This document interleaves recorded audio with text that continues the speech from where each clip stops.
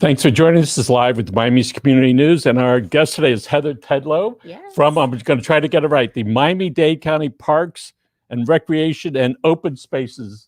Yes. Right? Did I get that right? Miami-Dade County Parks, Recreation, and Open Spaces, correct. Because there's lots of departments. There's lots of parks departments in the county. So, yes, we have municipal parks that have their own parks department. So, this is the parks department for the county. So, when somebody calls the county and said, I'd like to speak to your parks department, do the operators on the other side start to giggle and say, which one of the many departments? Well, no, because if you're counting the calling the county, they're assuming you're calling to speak to the county parks department, but then it might be about a specific park. There might be an issue, or the patron or guest on the phone wants to know about a particular park. And then sometimes it's not a park within our department. So then, it's transferring that patron to the right. So I haven't been to the beach recently, but all right, we know that it's seaweed season. It is sargassum season. Yes. And so the big, and that's from now, actually a couple months go through next couple months. For the next couple months. So our season usually starts around May, and then we have seaweed that washes about on our shores till about October.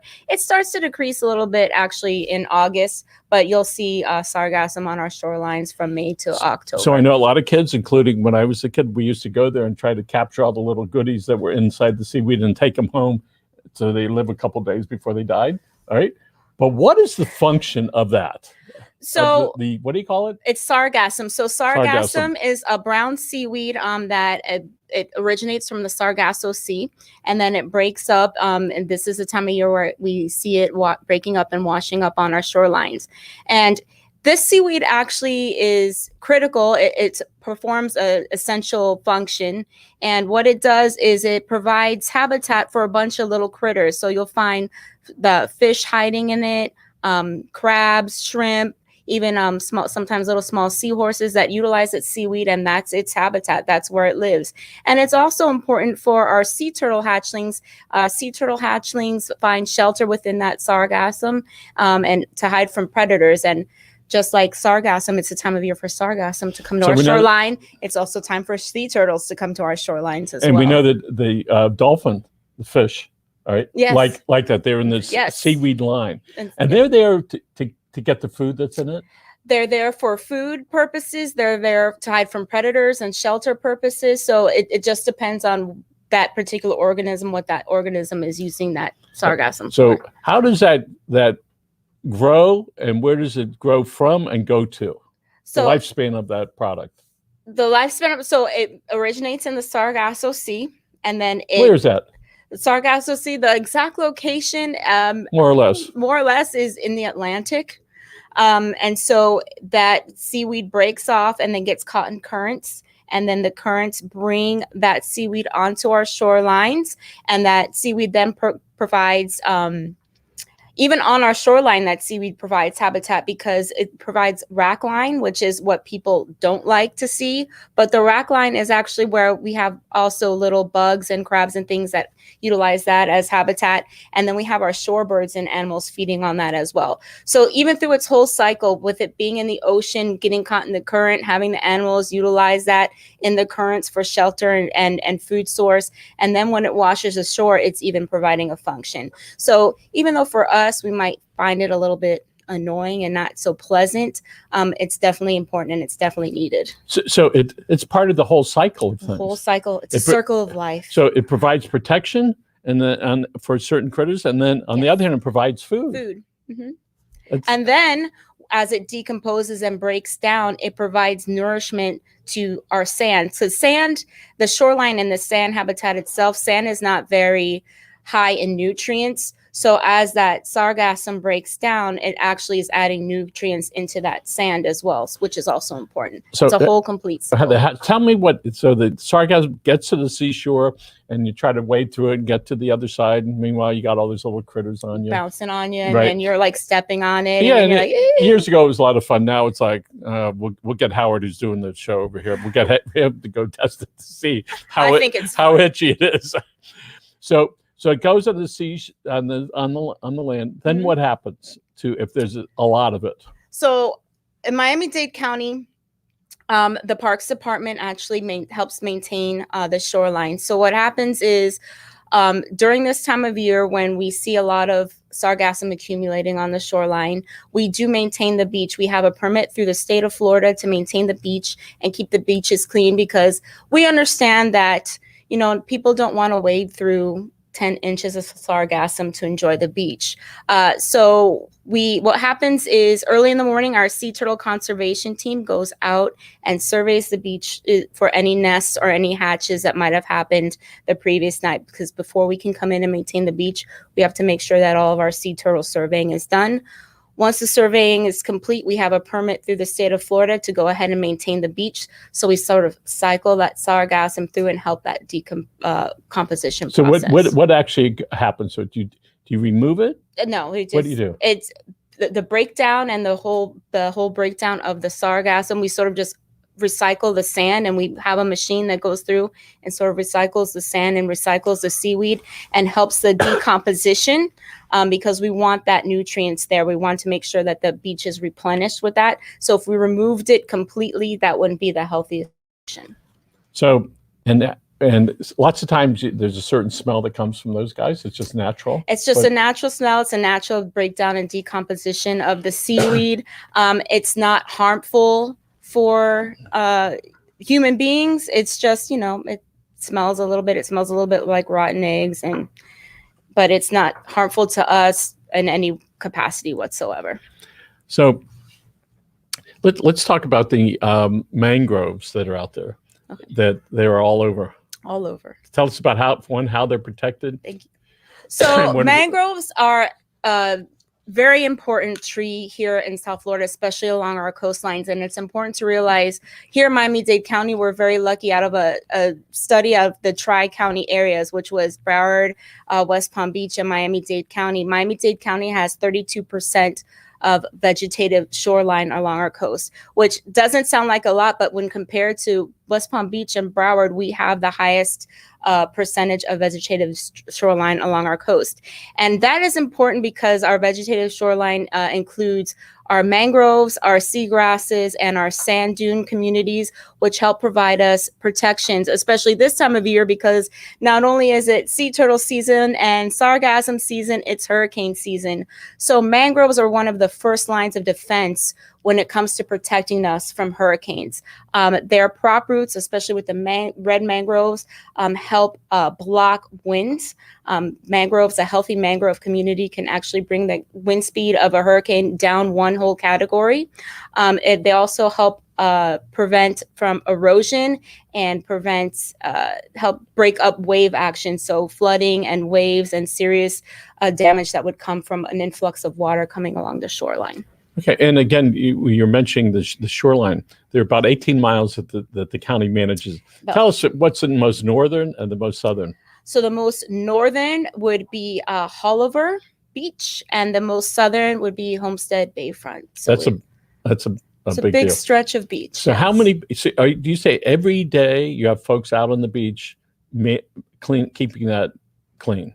Every day we have staff out there maintaining our beaches and keeping it sort clean. Of like recycling that sand and making sure that the beach is healthy for the inhabitants of the beach, and of course for the residents and visitors that want to enjoy the beach as well, because both are equally important. Okay, so let's talk about people enjoying themselves. We have out on the beaches, we have a lot of sun that's out there. A lot of sun. We have hurricane season. We got our friendly Dr. Petrie taught me to really appreciate mosquitoes. We have mosquito season that's there, all right? And then in between everything, around the mangroves, perhaps, all right? Yes. So what are some of the programs that you all have, and how do you deal with the climate and as far as the heat and dehydration? So really, it comes with education. I think it's a time of year, we know summers are hot, it's humid, and we wanted to continue to enjoy the outdoors, especially on the water. And now's the time of year to do it, especially when summer comes, our wind speeds also tend to die down a little bit. So to enjoy paddle sports, it's an ideal time of year. It's not so ideal because of the sun. So when we're going out on one of our tours that we do, we always make sure to tell everyone to bring a bottle. A refillable water bottle would be preferable, but not everybody has one. So bring water, at least a quart of water with you on any type of nature adventure or ecological adventure you go on, because you're going to need to stay hydrated. Protection from the sun, which does include long sleeves, is always recommended, because you can lather up sunscreen and you'll still miss a spot. I'm notorious for doing that, and then I look like a Dalmatian with red spots all over myself. So always wear a shirt, and the shirt has UV protection in it. It's actually a lot better for you. And bring your insect repellent, bring your hats, your sunglasses, your sunscreen, and get ready for some fun. Okay, so tell us about some of the programs that you offer. So we offer a wide variety of water programs, both at Miami Eco Adventures and also at the Deering Estate. We offer kayak programs. So we can start out, if you're not used to kayaking or you've never been kayaking before and you're a little bit nervous, we do have a Kayak 101 program. And that basically goes through the basics of kayaking. Planning for a kayaking trip, what you should expect on a kayaking trip, the ideal conditions for going kayaking. And then we teach you how to maneuver the boat, and you do a little bit of practicing. So that's Kayak 101. After you've mastered Kayak 101, you're ready to go out. You're ready to explore. And so we have programs, like I said, all the way up north, all the way down south. Some of our most popular ones include the Coral Gables Waterway, which is a tour through the Coral Gables Water. Is that on kayak? That's on kayak. No kidding. And you see all the boats and the houses on both sides? You see all the boats and the houses on both sides. It's more of a historical tour of how the city of Coral Gables was developed. And then, you see some beautiful houses and boats along the way. And, we also see a lot of wildlife on that tour as well. So we point out any wildlife we see, and we discuss that as well. We have the Matheson Mangrove Kayak Trek, which meets at Matheson Hammock Park. And that one is a great program because we actually go through mangroves, and we talk about mangroves a lot. You walk through them, or you're kayaking through it. These are all kayak programs. Yeah, you're kayaking through mangrove channels, and you see all kinds of wading birds in the mangroves. So if somebody is on the mangrove trip, all right, in a kayak, people want to know, how deep is it? The mangrove channels are not deep at all. You can stand, and maybe your ankles would be covered in water. All right, so you got that. So you're not going to get flooded out. Yeah, obviously the Coral Gables waterway is deeper because you're in the canal system, and boats utilize the canal system to get in and out of the bay. But in the Matheson Mangrove Kayak Trek, you can stand in the water, and you'll you have kayak trips. What other sort of water trips do you have? We have a clear kayak trip too. So for those people who want to really see and get up close to some critters in the seagrass, you have a glass bottom. It's a more of like acrylic bottom, but yes, it's an acrylic bottom kayak that gives you an uninhibited view of what's underneath you. So we do that out of Crandon Park and out of the Deering Estate, and we go over the seagrass beds, and we see a bunch of cool critters in the seagrass beds, like sea stars and sea urchins. And then at Crandon, we have a fossilized reef that we take the kayaks over to, and you see a wide variety of fish and invertebrates. How many people per kayak? 2 people per kayak, unless from the same household. Right now, currently, we're doing 2 people per kayak, same household. And if you're a single rider, you go single. So we have tandem and single riders. So who is along the way to explain what we're seeing? We have our wonderful interpretive staff that go on all of these tours with you, and they explain everything that you're seeing. They point out all of the cool and interesting things, give you history on the park or the area that you're in, point out any wildlife you see, point out the significance of the natural area that you're in. And if you have any questions or you see anything that our staff miss, you point that out to them, and they'll be more than happy to explain what that is. What type of 2-legged or maybe 4-legged critters we're going to see? So if you're lucky, you'll see one of my favorite no-legged creatures, which is the Florida manatee, the West Indian manatee. Their season is sort of on its way out because we have sea turtles coming in. You see manatees more often in the winter months than you do now. But you'll see manatees. We've seen a wide variety of birds, herons, cormorants, egrets, anhingas, all different types of shorebirds, pelicans. We've seen different types of reptiles, snakes. We've seen crocodiles out on our tours, a wide variety of fish, lobsters, crabs. And they generally stay away from us. They generally stay away from us, right. Yes. So are there a lot of raccoons over there? There are raccoons. Oh yeah. I haven't really seen a raccoon on our tours. I do see raccoons, scurrying around the park at night and sometimes during the day, doing what they do, being little trash pandas and checking out any treats that might be around. But yes, definitely raccoons. So at our house in horse country, which means there's less houses per acre, we feed our one cat out front. And I'm sure you have some friendly and so guests. he invites the other cats, and then the peacocks, the dogs, the raccoons, all right, yes, the toads, the pigeons, yeah, which you don't want, right, and the Cooper's hawks, all right, overhead. And it's a whole cycle of life, as we're seeing with the seagrass, all right? Right. And then out there in the mangroves as you're going through. So there's lots for everybody to see. It's like a little urban oasis of So Heather, if somebody wants to go on a boating tour specifically to the hammocks, or do you also do Reynolds Park? We do a tour out of Olito, which is in East Reynolds, yes.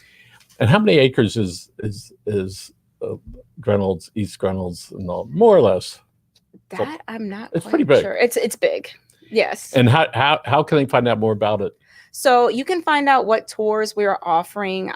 We're going to have tours all throughout the summer at our park link, which is miamidadeparks.com. There is a bunch of tabs at the top. You can click the tabs and then the programs come down and are listed. You create an account and you can sign up for any of our programs there. And Heather, you think it'd be all right if I said hi to Fanny Navarro? You can say hi. Hi, Fanny Navarro. How are you? Great. Hey, Fanny. So, and if somebody, and is there a charge for that? There's a charge for our programs. Charges range depending on the program. There's some programs that we offer for free. So we do have some nature walks that are free. But our water programs can range anywhere from $30 a person all the way up to $95 a person, which is our 4-hour Beta Waterway boat tour, which is a boat tour and a kayak tour in one. We actually launch kayaks off of a pontoon boat. So can you stay on the other boat, on the pontoon boat? You can stay on the pontoon boat. It's a 40-person pontoon boat. It's a big boat, and it has like a roof, and we load kayaks on the roof, and we take guests on a tour of Biscayne Bay and talk about Crandon Park, Vizcaya, Coconut Grove, the city of Miami, and then we head down to the Coral Gables, and we anchor the boat. We launched kayaks from the boat. And how long is that tour? That tour is 4 hours. And what should people be prepared to wear? On a tour with us, on any of our tours, you should be prepared to wear clothes that you don't mind getting wet and or dirty, and a bathing suit, closed-toed shoes because you want to protect your feet from any little critters that might be lurking underneath your feet when you're getting on and off your boat. Protects your feet. Your hats, sunglasses, sunscreen, and then protection from the sun. So there's some people that are on boats lots of times where there's these special shirts.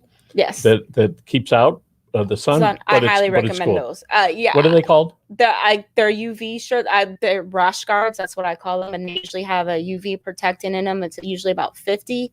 I like to wear those just because being a native South Floridian all my life, I've been in the sun too much, and I'm paying for it now as I get a little older. So I'm protecting my skin better than I did when I was younger. So I highly recommend those. So we know that the mosquito division has their motto, their slogan is drain and cover. Drain and cover. What is your motto? What's your statement that we can take to the bank, if you will? See Miami differently with Miami Eco Adventures at Miami-Dade County Parks. Wow. Good show. So I couldn't help but notice on here, it says connecting people in parks for life through nature experiences, conservation, stewardship actions. Yes. What is that? That's our mission. That's our vision for Miami Eco Adventures. Now, the vision statement for Miami-Dade County Parks is connecting people to parks for life. So through any of our programs, whether you're interested in getting connected to nature or getting connected and getting healthier and a healthier mindset with our health and fitness, or if you're looking for some more inclusive activities with our therapeutic recreation and inclusion department, we have programs that are designed for anyone in the county to come out and enjoy. It doesn't matter what your interest is. We have a program for you at Miami-Dade Parks. I like the term therapeutic because after what everybody's been through in the last 15 months, certainly nature allows us to feel some freedom, Parks are therapy. And to take us outside of ourselves and go to this next level about life and about nature and about the wisdom of the universe. I think also too, just building on what you said, I think people realized through what we've just been through the pandemic, the importance of parks and the importance of going outside and getting fresh air and de-stressing and really putting those stresses behind you. And I think the community realized how important parks were and the role that parks played for that. So I used to like to walk in my yard with no shoes on so I could really feel it. Yeah. Then after I listened to some friends who were vets and they started telling me all the stuff that I could get, I went, all right, I'm just going to clear a spot. All right. And I'm going to go see in there. All right. And so here we are post-pandemic almost. And for our studio in here, we no longer use this in here. Yeah. Right? And we were fortunate in the last 15 months, we didn't have any COVID through the building. We're pretty careful with that. But people still want to know. People are still cautious. All right. Yes. So how do you help them feel comfortable whether they're wearing a mask or not wearing a mask? I mean, really, right now, you have to feel comfortable however you want to protect yourself. And so you're welcomed right now with a mask or without a mask at our parks. If you're outdoors, you can enjoy parks without masks on. I mean, that's the CDC guideline right now. There's not really a need to wear masks outside. If you're indoors, really, if you're vaccinated, you don't need to wear a mask. If you are not vaccinated, you should be wearing a mask. We don't ask that. So it's really whatever you need to do to feel comfortable and to protect yourself at this point. There's not a mask mandate in the county. So even in our office here, everybody was vaccinated. And so it was like, okay, we were still wearing masks. And I'm going, okay, well, when are we going to get to a comfort level? And then it took a couple of weeks. It takes a while before you go, okay, let's do that. So even with me being out and about, I'm sort of, it's weird. And I was out this week with some friends of mine and we were just mentioning how it's sort of strange now we're so used to wearing the mask and it's ingrained, wear your mask, protect yourself. When you go out and you don't have the mask on, it's sort of jarring at first. So. And I'd like to do a plug for go out to eat at any restaurant. All right. Go out on whatever level of comfort go spend your money at the restaurant to save up money. Go to the restaurant. You can go out to the Parks Department and really enjoy yourself. Take your family out there. You can be a very active participant in walking, or if you want to go on the boat, you could just be on the boat. Or if you want to do the kayak, all right, you can go on the kayak. And I know there's a big push with the marinas. As a matter of fact, in a couple of days, we're going to have some folks that are going to be asking the county for some more money for marinas. Is that within the purview here? It's not within my purview. It's within the county parks department, but not within my purview. Okay, so. They're going to be coming at you. We've got 2 minutes left. Is that what you're trying to say? No. All right. Oh, we have 5 minutes left. Okay. So lots of people enjoy boats. All right. They go out there. I was over at Key Biscayne not too long ago. And when I was driving through Key Biscayne, the line was about 100 people, more or less, were waiting to get their boats in. Yes. We went for lunch and we came back. There was still a line. It was only about 20 then. So it was a constant line for hours, people trying to get out and enjoy themselves. So can you show us your poster on seaweed? So we have this wonderful poster. This is an educational poster on seaweed because we do get a lot of questions about seaweed and a lot of concerns about seaweed at the county. So we have this great poster and it talks about why it's important and that it provides habitat. And then if you want to learn more, there's a handy dandy QR code at the bottom. You just pop out your phone, scan, and you can learn all about sargassum and seaweed and how we maintain our beaches and the importance of this seaweed to our local animal and plant residents here. That's very nice. I see. Isn't it nice to see the QR code, which went away for a while, and it's making a comeback? Yeah, everyone's like, the QR code's out. QR codes, rest in peace. And then a pandemic came, and now our handy dandy QR codes to the rescue. It really is They're amazing. great. And for the young people in the room, they don't remember the first cycle, but QR codes, was that 20 years ago? Was it that long? Yep. I'll just agree. Yeah, and it got replaced by apps or whatever it was. Right. And so now they're coming back. I go to lots of restaurants. They have the thing right there. You take a picture and you have the menu there. Especially when they didn't want people touching menus and multiple touch points. That was a handy way to, So tell us about how many people, if you know, how many people work in the parks overall. The department, we have about 1,400 full-time employees, and I remember about 700 part-time employees. And if somebody, do you have volunteer programs? We do have volunteer programs with our place department. Also, you can look for volunteer. You say place or place? Place. Place. PLACE.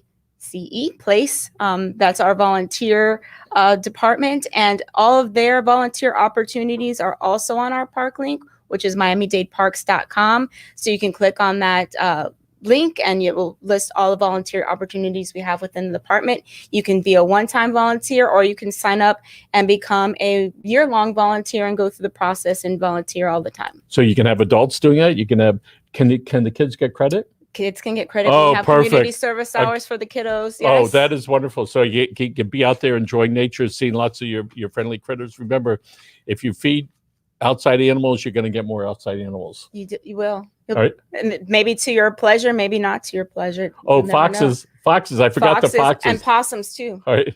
But you want the possums around to eat all the little insecty critters. And we have chickens too. Chickens. Random chickens, or like actually your chickens? Because there could be either one. They're shared in the neighborhood. It's whoever feeding them that day.